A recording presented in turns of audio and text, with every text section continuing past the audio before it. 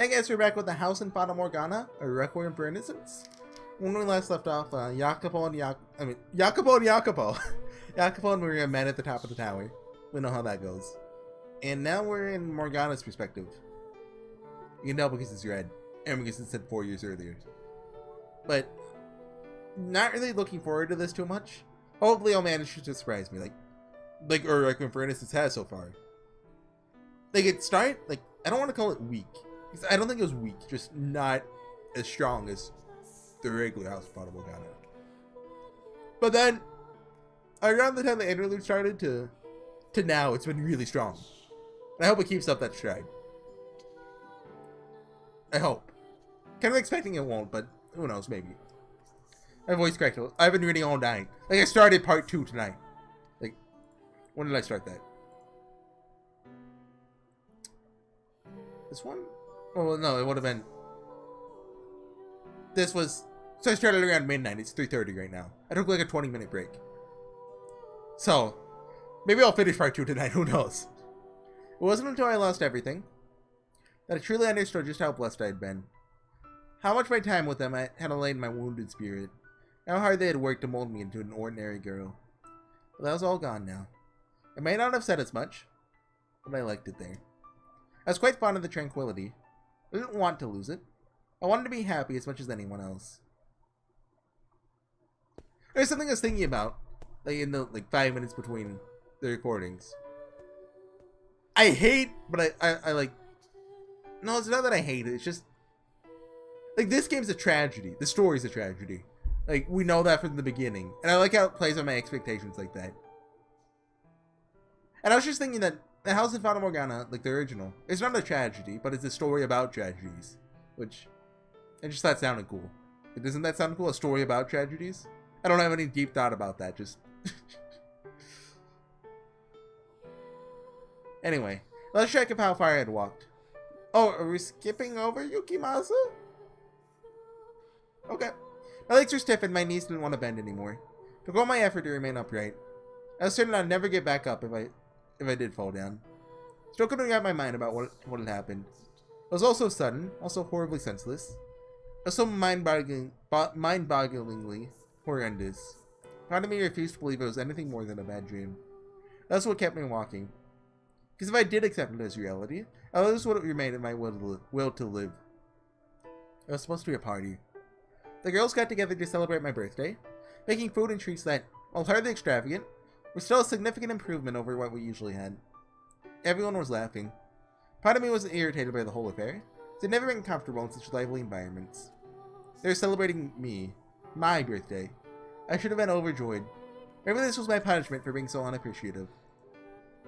As soon as I stepped out, bandits raided the brothel. Had I stayed there but a few minutes longer, things likely would have turned out quite differently. Whether for better or worse, I couldn't begin to guess. At the very least, I probably wouldn't be here alone. Could have gone with them to the next life. During the raid, a man grabbed me, and I lost consciousness almost immediately after. When I awoke, I was in a foul-smelling carriage. People were packed in the carriage like livestock. There were dozens of them, every inch of usable space filled with a body. Looking out across the camp space, I knew instinctively I was on my way to becoming a slave. Once, I had been sold off as a saint, a highly valuable commodity. But this time around, I was a cheap, expendable labor. I was filled with an overwhelming emptiness as the realization struck. Something resembling sorrow wavered around in the void as well. But it wasn't a sadness for my own predicament. It broke my heart knowing I would never see them again. That everyone I had to thank for all those warm, peaceful days had either been killed or sold off. In time, the sadness swelled to form tears in my eyes. My whole life I had managed to endure without crying. The first time I did, I shed tears for someone else. The man sitting next to me asked, "Why are you crying?" To which I answered, I remember the line. I am sad I wasn't able to... I don't remember. Sad because I didn't get the chance to show my gratitude to people very dear to me. Michelle tells that line to Maria near the end of the game. Maria's last scene, I think. But if that had been the end of our conversation, I wouldn't be here, hobbling down this endless road alone. I wouldn't be covered in so much blood. Sometime after I had responded, the man suddenly stood up and murdered the guards and slave traders. At first, the other slaves thought they were saved. For a moment, I believed so too. He was a very, very curious-looking man. His eyes smaller and narrower than ours, his nose a different shape. I'd never seen anyone who looked like him before. All I knew was that he wasn't from around here. The man, holding a sword stolen from a guard, searched through the slave trader's clothes for the key to our shackles, which he gave to me and made me free his hands, before proceeding to kill the slaves. Sort of get this was in the original, wasn't it? I forget when it was used, but sort of gasped as the massacre unfolded before me. Blood pooled at my feet. Severed limbs were strewn about the carriage. Bodies piled up haphazardly, many having only had enough time for their eyes to go wide in shock before being cut down. Men, women, children, everyone equals at the end of his blade. The strange-looking man laughed as he slaughtered the slaves. He laughed, like he was having the time of his life. When he was done, he stepped out of the carriage and wandered off, leaving me alone, the sole survivor. Didn't he say something to her before he left? Like, why didn't you run or something like that? And one did so much death in so short a time. Cruel, meaningless violence. Its victims powerless to resist. And here I stood among the bodies, left alive. For some inexplicable reason, left alive. The screams, the despairs, the pleas, the death, the laughter. All reverberating inside my head.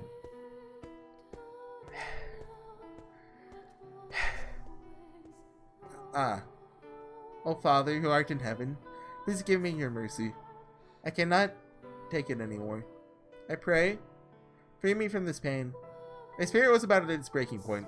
I was certain that I too would sink into the bottomless abyss. But I kept all these emotions inside me much longer. Hey, the lake CG! Pond, I guess? It's a pond, right? Like, it can't be that big. I walked and walked and I walked. No food, no water. My exhaustion at its peak.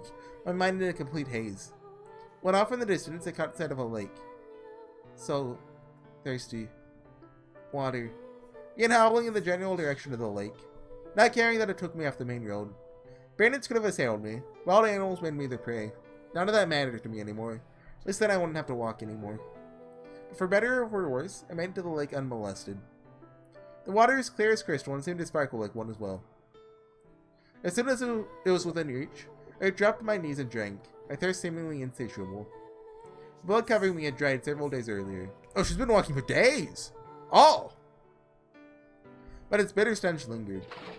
So after a brief glance around my surroundings, I washed myself. The chill of the midwinter lake water and an occasional gust of wind pierced me to my very bones. No one in their right mind would bathe in this weather. The common sense and the chattering of my teeth didn't stop me. Wanted only to be clean again. The frigid water felt like it would strip everything away, leaving my body and spirit new and unsullied. Once I was satisfied, I came to the belated realization that a small cottage sat on the lakeside. Did we get... I think we saw this one from Mell's perspective, maybe. There's smoke coming from the chimney. Maybe there's someone inside. It could be someone bad, though. Maybe it would be safer to stay away. But who knows when I might find someone else.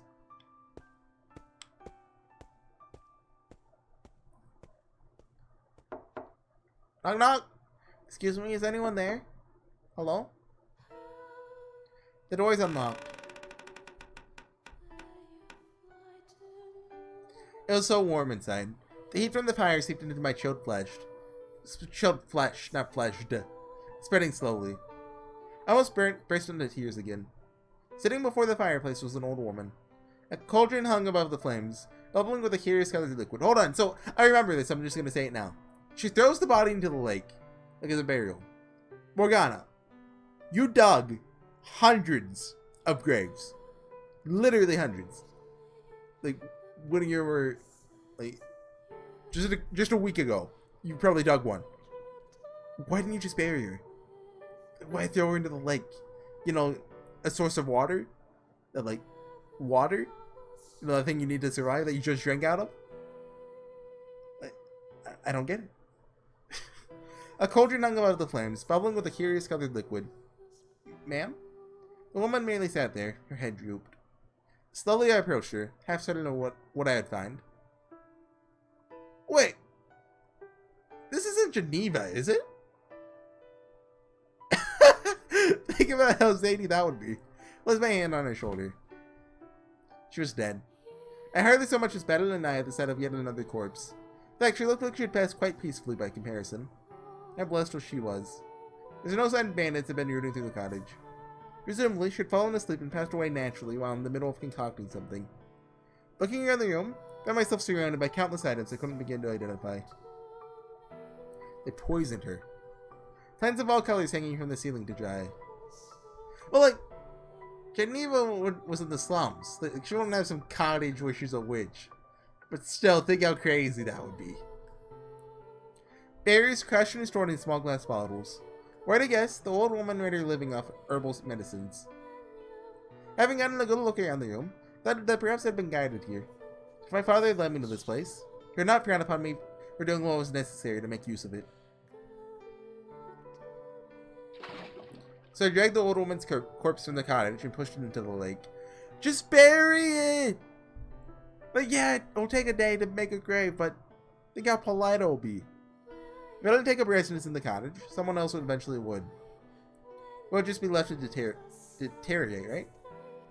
I'd rather take the opportunity bestowed upon me to have a place to rest my weary soul. As the woman's body sank into the clear lake, a realization struck me. I hadn't crossed myself. Crossed herself? Like, before burying the body, like being like, oh, cross. Making like a cross with your arms, like religious symbol cross. I don't know. A few days after I moved into the cottage, a man came to the door. Apparently, he had been a customer of the woman's, a witch by trade. He was looking for more medicine. When I spoke to him through the door, he gave a short gasp and said, "Who are you? Where's the witch?" I'm her granddaughter. She's not presently home. Huh. Never knew the old lady had kids. So when's she gonna be back? Not for some time. Well, dang. Know much about herbs, girl? What? As long as I can get my medicine, don't really care who supplies it. You or her, it doesn't matter. I'll still pay. One moment, please. My knowledge of herbology was essentially non-existent, but if there's a possibility I can make a living off it, there's no reason for me not to worry. I asked the man to give me as much information about the herbs he had been receiving, color, texture, smell, anything. Not much about it until I found something that fit the description. The entire exchange occurred through the barely cracked door. The man paid me as promised, but I quickly realized that money wasn't of much use to me, as I had no intention of returning to the city. So I told him that in the future, I'd trade for supplies, which he happily agreed to. A few days later, another man called upon the cottage. Not like the first man, he seemed crude and uncivilized. Didn't want to cut off a potential source of supplies, though, so I handed him the medicine he requested. When I did, he let out a low snicker and said, "What do you say I look after ya, girlie?" Then shoved his hand in through the crack in the door and grabbed my wrist. Ah! You ain't fooling me. Dag's dead and it's just you, ain't it? Little girl like you needs someone to look after her. Make sure no bad man threatening you. But a bad man is threatening her right now. Every word that came through his mouth oozed with sleaze. I knew what would happen if he got the door open. Let go. Whoa! I yanked my arm back with all my strength, slammed the door shut, and set the bar. But even that wasn't enough to quell my uneasiness, so I put a chair up against it as well. The man pounded on the door, each slam of his fist causing the whole room to vibrate. Overreact much, huh, girlie? Come on, open up. Still ain't paid you yet. Got something real nice, too. Open up, I want you to have it. I don't need your payment. Never doing business with you again, so please get off my property. Want to say that again? Get a lot of nerve, you little girl. You. Open the dang door. You don't want to know what'll happen if you don't. You have more of yourself than just a bag of leaves, don't you? Open the frickin' door. Pardon my French. Just stay quiet, Morgana. The best way to handle people like you is to not respond. Good for nothing, you. One day you'll learn your lesson. Swallow a little girlie like you're right up. To giving the door one final party kick, the man stormed off, loudly grumbling about how stupid and ungrateful I was all the while. You just got free medicine! By medicine I probably mean drugs, but I didn't deserve a word of his cursing. But at the same time, I couldn't bring myself to be upset about it. He was right. The world will not be kind to a young girl living on her own. Not so long as men like him roam free. I paced before the fireplace, my mind racing. Can't be sure I'm safe anywhere, not even here. Going back to the city isn't an option. Not while the Lord lives to keep throwing his blood sabbats. Everyone who might have protected me is gone. I have to make it on my own now. I have to be very careful about opening the door. Be attacked again, or worse. I mean, most men would probably run as soon as they saw my face. Well, most doesn't mean all. There's some out there who will go after anyone. Can't let my guard down while I'm doing business. Not even for a second. Man or woman, everyone is a potential threat. I'll make it on my own. I don't need anyone else. So when's my boy gonna show up? You know who I'm talking about. My boy. Mell. What's his last name? Yeah, Rhodes. Mell Rhodes. Me? And only me. Being out here has really shown me just how sheltered I was at the brothel. How kind everyone was. How peaceful my life was. I just want to go back. No, stop it, Morgana. You're stronger than that. Put enough wood. Is his last name Rhodes in this time period? Maybe. Anyway, put enough wood on the fireplace for it to last the whole night. I curled up into a ball and slept beside it. For the first time in my life, solitude frightened me.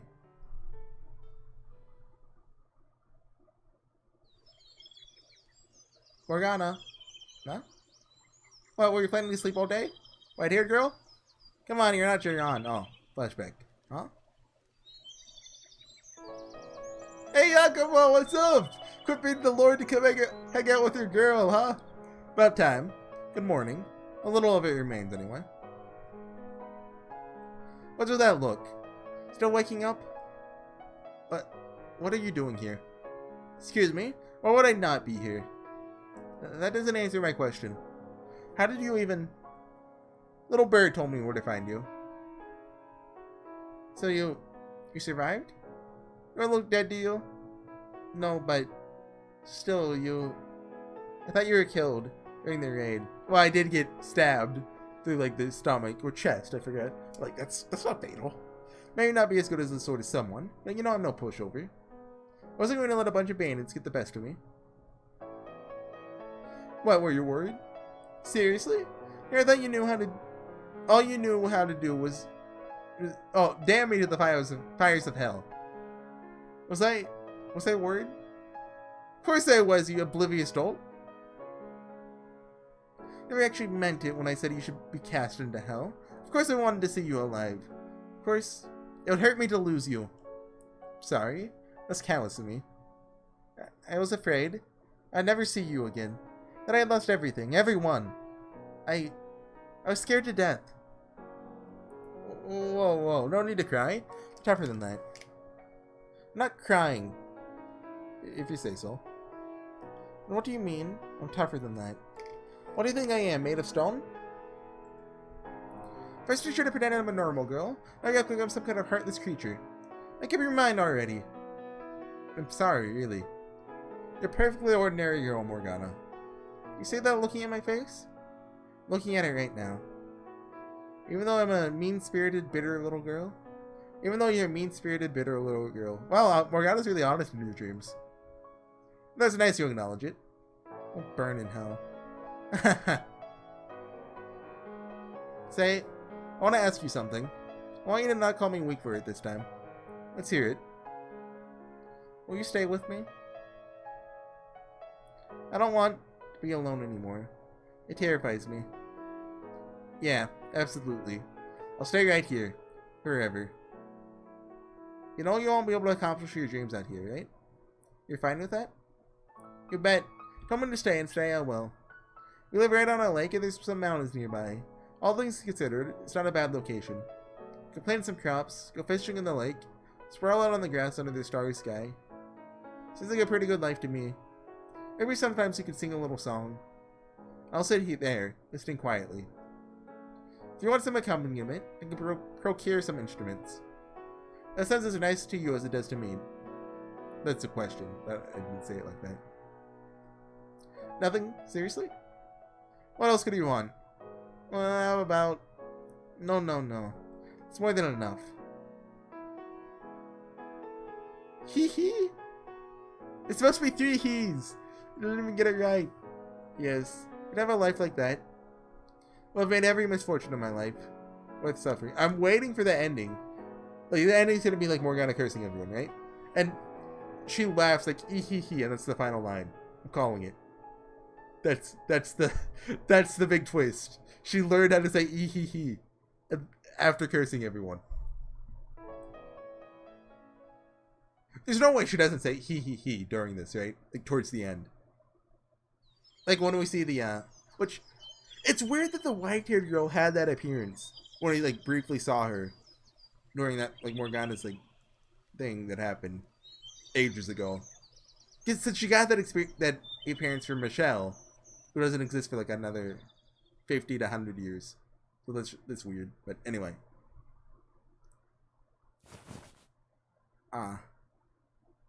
He's not here. It was a dream. What else could it have been? He's dead. Just like everyone else. They all died in their raid. Even if he was alive, he wouldn't come looking for me. What a childish dream. Fight it, Morgana. You cannot cry over a simple dream. You're the daughter of God. Your tears are only to be shed. For others, not yourself. Like, look, I can't do fake crying. Come on.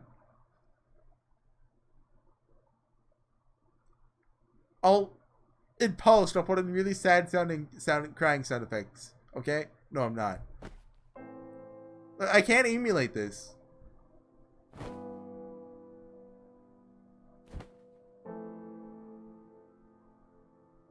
I pounded my fist against the floor again and again and again, sobbing like a petulant child. I want to say, like, this is sad, but this feels like it would be a lot better with voice acting. Like, but Fata Morgana has a lot of like sound effects like that, like or or just other stuff that when you read them, they don't convey necessarily what the writer's trying to give you. And with voice acting, that wouldn't be a problem because then you could just hear it. But still, anyway, I never cried like this before. Not as I witnessed men, women, and children being slaughtered. Not when I was taken from my home. Not when I was chained up and tortured by the Lord. It wasn't until I realized just how much I needed that warmth, and that I'd never have it again, that my spirit hit rock bottom. Finding and then losing happiness hurt worse than anything else. I wish I had never known happiness. Wish no one had ever shown me kindness. Not if it means I have to go through this. Should have never known what it is like to be normal. Could have just stayed the daughter of God my whole life. Then I wouldn't be feeling like this.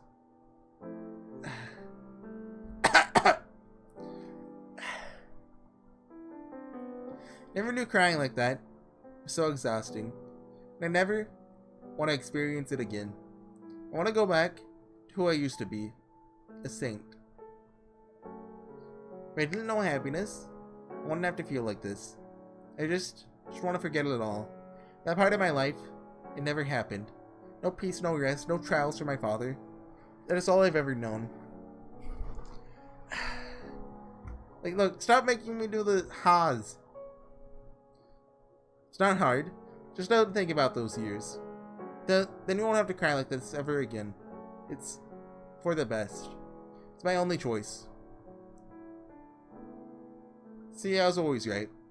I never was and never will be normal. The only ones who will offer me salvation are God or one of his angels. I like Michelle! So I did precisely that, in a solitary life. There were all my business hidden behind the cottage door. I sent away anyone who wasn't here for medicine. Once, a mounted man in armor rode up to the cottage. I hate you. I hate you, Fata Morgana. I hate you so much. This is obviously the guy Odalin sent out. Look for Morgana. He looked like a knight, but I had no interest in getting involved with anyone who went around carrying weapons. I was responsible for my own safety, so I had to be careful about who I opened my door to. I had to be extra careful about who I dealt with. I didn't feel sad or lonely about it. In making that my normal, there's nothing to lament. Which meant old memories served no purpose but to cause me pain. So I endeavored to push them far, far away into the depths of my mind. I couldn't simply discard my memories of what the Lord had done to me, of course, or of all the wonderful people I had met in the brothel. As time trekked on, they faded into almost nothing. I couldn't describe what any one person's voice sounded like, how they acted around me, what kind of person they were, the things we did together, what they looked like, what their name was, anything of importance. I knew good and well I was callous to forget all about all the people who had shown me so much kindness and warmth. But I'd never see them again. Thinking about them only brought me pain, so there's no point in remembering. It was all I could do to make it by.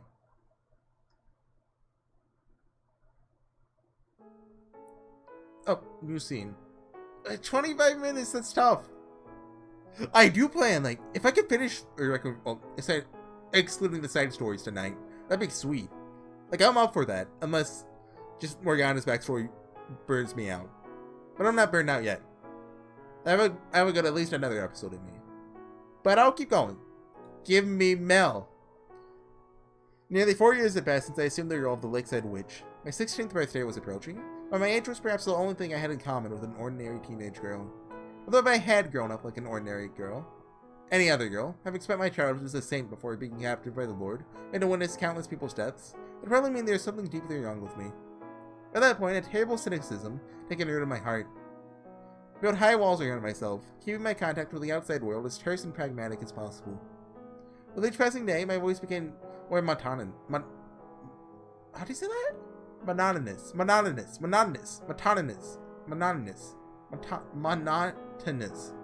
interactions following a well-rehearsed script.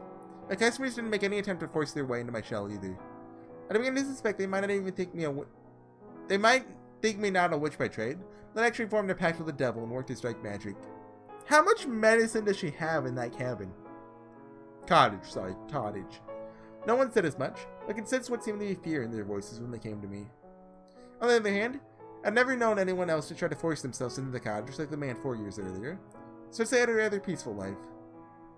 Consider a life in which no one wanted anything to do with you peaceful, that is. I also come to learn a fair bit about herbology, and now make my own medicines, rather than just making do with what I was already here when I moved in. How did you learn? Like, I don't understand. How do you, like, is Morgana literate? I don't think she is. It's never mentioned if she's literate or not, as far as I know, so we can assume she isn't. But then, don't worry about it. Though my fair bit still amounted to almost nothing when compared to what my predecessor was capable of. Let's assume that she gets more supplies from, like, you know, trading the medicine for, like, more, like, raw ingredients and stuff. Nonetheless, I had a relatively solid grasp on what herbs to use to treat different symptoms. Oh, okay. Sure. Enough to firmly assume the name of the Lakeside Witch, at least. And so time flowed on, uneventful and quiet. Until one day, when a young man showed up at my door. Here he is, Ephemera, come on, play Ephemera. Do it. Excuse me? Is anyone home? I knew right away that he was a new customer. No one who had traded with me before bothered with such pleasantries anymore. They wanted the process to be quick and frictionless. I preferred it that way as well. Oh, new sprite. Well, this isn't her old sprite. Well, it's updated, I think. Like, that hood is definitely different. It also looks like it's like a 3D hood for some reason. But I don't think you could see her eyes before.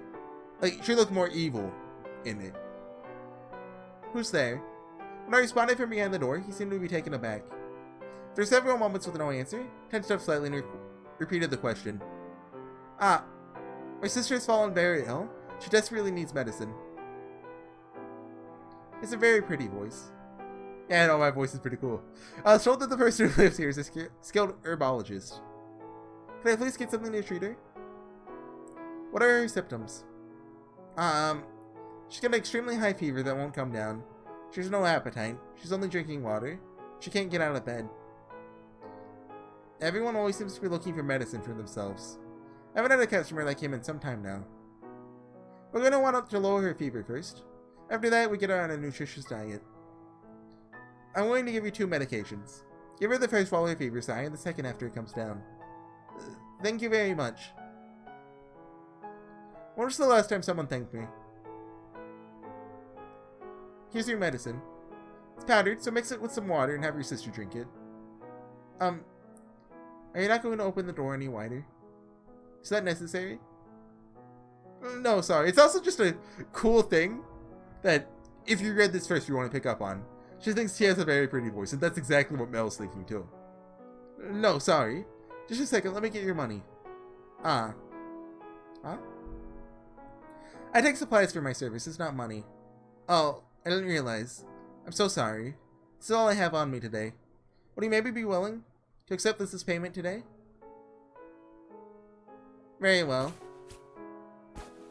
Is that a gold coin? Those herbs aren't worth nearly this much. Just who is this man? What on earth is he doing here in a witch's cottage? In any other situation, wouldn't have even been tempted to look. What if he saw me? He'd think me disgusting, ridicule me like everyone else. It doesn't hurt knowing what people thought of me, but it's hardly pleasant hearing it vocalized either. Something just looks weird about the sprite. Like, it has to do with the hood or the eyes. Like, so I think, like, the body, that's part of the old sprite, I think. I don't think this is updated from the original. But part of it is, and I think that's why it looks weird. I don't know what it is, but something. What if you decided to do something in that moment I dropped my guard? He could force the door open, have his way with me. He doesn't seem like that kind of man, though. Trust was about the farthest thing from my mind when interacting with people these days. I always remained on high alert, keeping a safe distance from everyone, no matter how good they appeared on the surface. But for some reason, I felt strangely comfortable in this young man's presence. At the time, I couldn't have explained why. But in retrospect, imagine it was largely a result of his upbringing. He spoke in a clear, enunciated voice. I said that right. I enunciated it right. I'm a comedy god. He had a polite, friendly air about him, which I could feel even through the door. It wasn't the sort of well-mannered you could fake with a bit of practice, nor the sort you encountered in the middle of nowhere. Curiosity took hold of me. I had to know what he looked like. I wasn't going to throw the door open, of course. No intention of inviting him in either. Just wanted to get a little peek at him through the crack in the door. So I opened it ever so slightly wider than usual when I reached out to take his payment.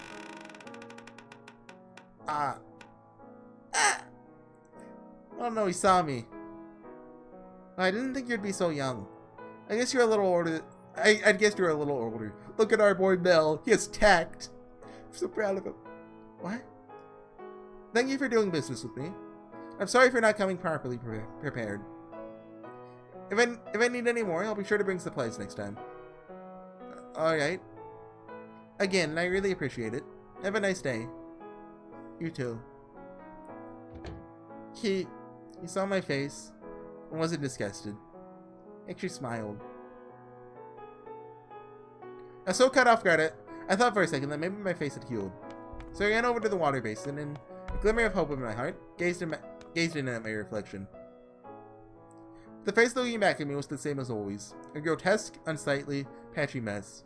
Part of me was disappointed, but more than anything, I was flabbergasted by what had just happened. How could he smile at the sight of his face? For a split second, my mind slipped back in time 4 years. The man who had applied ointment to my face. He never seemed disturbed by my appearance either. Not long afterward, the young man called upon my cottage again. He said that the medicine had briefly relieved his sister's symptoms, but that it had failed to actually cure what ailed her. Herbal medicine required patience and persistence before its effects manifested, I informed him, to which he responded with a sad smile. He was a handsome young man, not far from what I imagined from his voice. That smile suited him quite well. The smile suited him quite well. There's a distinct elegance emanating from him. Ragged clothing aside, it was about how I envisioned a fairy tale prince might look. Are you going to show a sprite? Though I knew quite well those only existed in fiction. Your old nobles were terrifying, miserable, reprehensible people. After a few visits, we started having little conversations outside of our business transactions. He told me his name, Mell, as well as his sister Snelly. I told him mine. Mell was 17, only a year older than me. Then one day, he invited me outside for a walk. It's unhealthy to stay holed up inside all the time. We got this beautiful lake right here. What do you say we take a little walk around the shoreline? I was going to turn him down, but my mouth seemed to disagree with my mind. The next thing I knew, I was taking a walk with someone for the first time in years. Although width might be something of a stretch, I kept a safe distance from him as we walked. I was disappointed with my unwillingness to get any closer, but I couldn't bring myself to trust him that much yet. Nonetheless, it was a momentous enough occasion that I felt justified describing it as such. I'm sure I made him uncomfortable on numerous occasions during our walks. To say I acted disagreeably would be an understatement. Anytime he closed the gap between us, he stepped a little further away. Every response I gave was curt. I repeatedly shut him down whenever he started getting wistful or sentimental. The Morgana of 4 years prior might have been a little softer with him, a little more human. Maybe she would have given him a little smile or a pout instead, but that girl was long gone. And I despised the humanity that had once started taking root inside of me. And I endeavored to be something different again. In one instant, I got a robin chirping and said, "If I had wings like a bird, maybe I could be free too." To which I responded, "There's not a single creature living in this world that is free." There he is! My boy! Is this spread in higher detail than last time? Like, I don't know. Maybe I just never noticed it, but, like, his thing looks higher quality. Like his clothing. That's what they call those. Clothes. Birds regularly get shot down by hunters or preyed on by larger birds. The idea that they are free is nothing more than a man's short-sighted delusion. Sorry, I guess. So we're not getting ephemera. By the way, I don't know if it's ephemera or the other song that's like all happy door one-y. The bird is actually like My Little Bluebird or something. So I wonder if that's a reference to that. I'd have to look at the lyrics again. I don't remember them. No, I should be apologizing. I wasn't trying to attack you. Something like the ability to properly empathize with others. I do not understand people. So please, if I say anything that upsets you or makes you uncomfortable, don't assume that was my intention. Sure. Maybe you're hiding it, or maybe you just don't know yet. I think you've got more empathy than you're letting on. Surely you can't say nothing affects you at all. You are a human. One point that was true. It was perhaps somewhat difficult for others to see. I felt great beauty in the world when I knelt before the gravestones, but such sentiments have long since been lost to me. So you don't have to be so closed off. I might not be able to do much for you, but I do want to get to know you better. I want to understand you. So if you ever feel like talking about yourself, just know that you've got an eager pair of ears here. Okay? If there ever someone who can understand me, if there ever someone who can understand what I am now, who can empathize with me, but when I put through trials as great as mine, they would not be human. What do you mean? That you need to be far removed from any idea of humanity to have a chance at understanding me. Regardless, I do appreciate your kind words. Sure. So, out of curiosity, do you have anyone, really important to you in your life? Not at the moment. Does that mean you used to? Way to go, Mel. Good thing to say. I'd love to hear about them, if you don't mind. Oh, actually, you turned it around. They're all long dead. Okay, never mind. You lost. 4 years ago, something unpleasant occurred.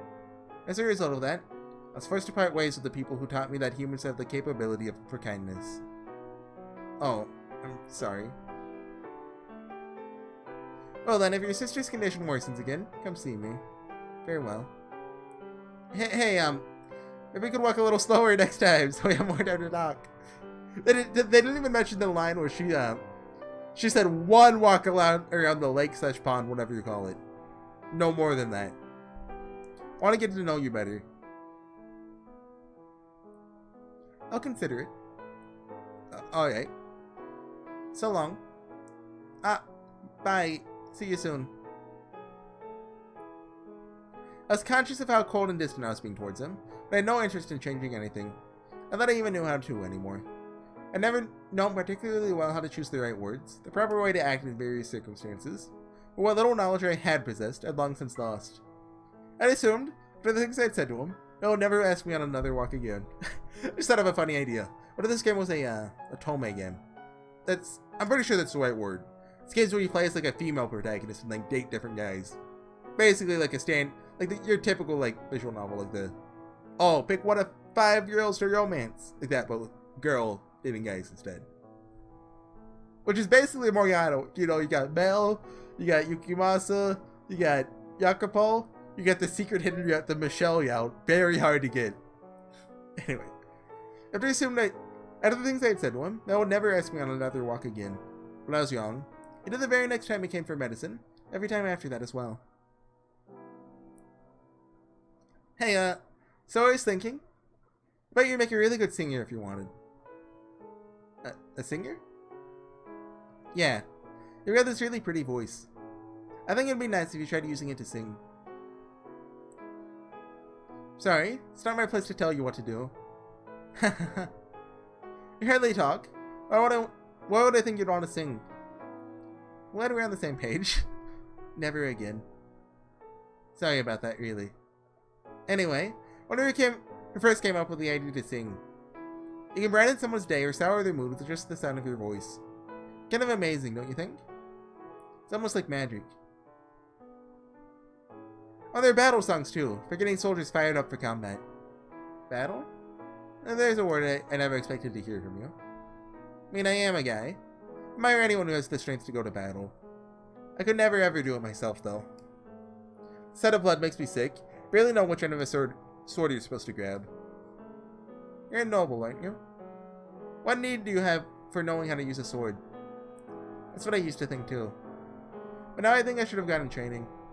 I might not have been a soldier, but I needed to be strong. I could have avoided so much if I was. And Nellie wouldn't have to live in a rundown shack in the middle of nowhere.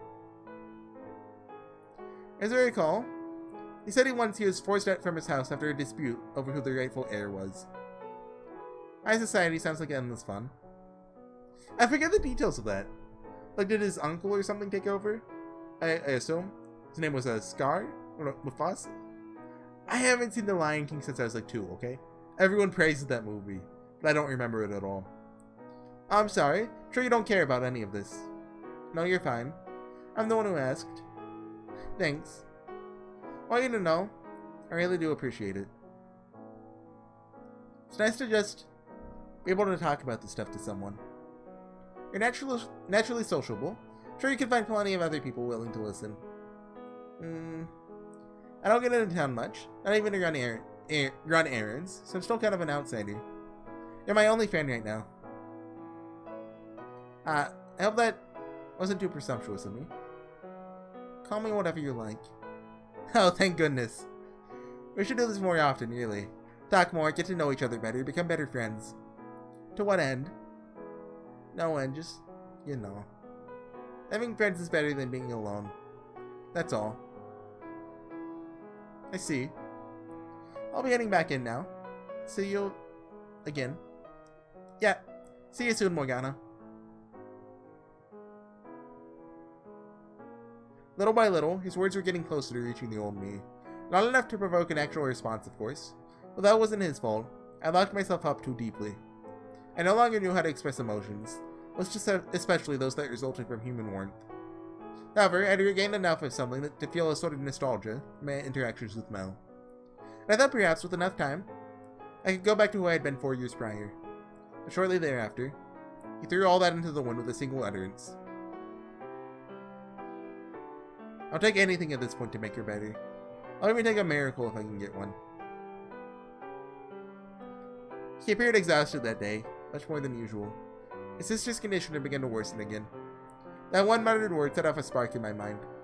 It sent me back in time, well beyond when I was taught humanity 4 years ago, my very origin. As the daughter of God. My blood had healing properties. The instant I remembered that, there's only one course of action I could take. Without a moment's hesitation, I informed him that miracles did exist. That I had been born a saint. That my blood had miraculous powers. That after leaving the village of my birth, my power had only ever been misused. First by the Lord for sick banquets, then by me, for letting it lay idle for so long. Now's the time for me to correct that. He was a kind-hearted young man who loved his sister, who deserved this blessing more than them. I told him everything. First he was surprised, but never once did he accuse me of lying. He listened carefully and intently, taking in every word. When I was finished, he said he believed me. He said he would entrust his sister's care to me. Mell's sister slept upon a simple bed. Hey, Nellie, Yep, they updated the sprites. They look like higher quality than in the original. Definitely. Also, I don't think we ever got to see like the lower half of Nellie's sprite before. She was a sweet little girl who looked like she would have had a quite spirited if not for her ailment. Both she and her brother had beautiful flaxen hair. They looked as if they had been yanked from a painting. Seeing them there, I wanted to do everything I could to help them, to ensure their happiness. I knew I had the ability to do so. No longer would I be the one receiving others' charity. I could be the one giving it again. So I made a new cut on my mostly healed arm. For the briefest of moments, a flash from applying ointment appeared in my face, but I quickly cast it off.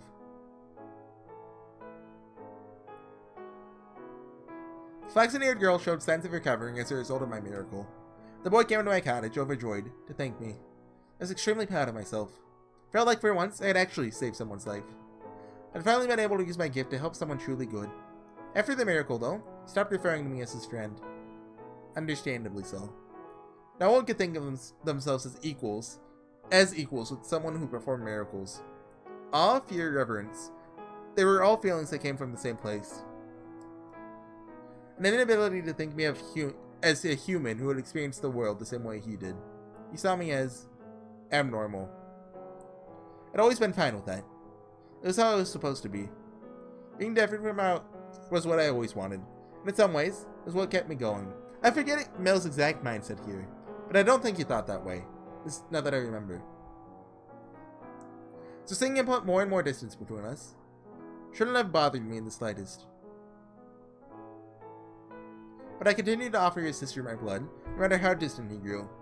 Eventually, he stopped inviting me on walks. But that didn't matter. I'd served my duty and performed miracles regardless. Maybe was how he felt. I forget. Simply knock on my cottage door and say, my sister's fallen ill again. Would he come perform another miracle? I could hear the apprehension in his voice. No longer did he show me his gentle smile. No longer did we listen to the birds singing together. No longer was I the one being cold and distant. And no longer did he say, see you again, when we parted ways. Back in my village, when everyone feared and revered me as a saint, I filled me with a childish sense of superiority. But there's no superiority now.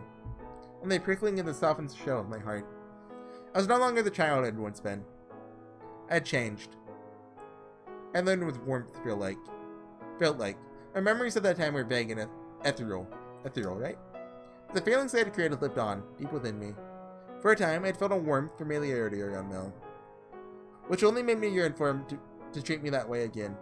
I wanted to be able to open up to someone once more, though I never said as much out loud. This scene still hasn't changed, but I think I'm gonna call it there.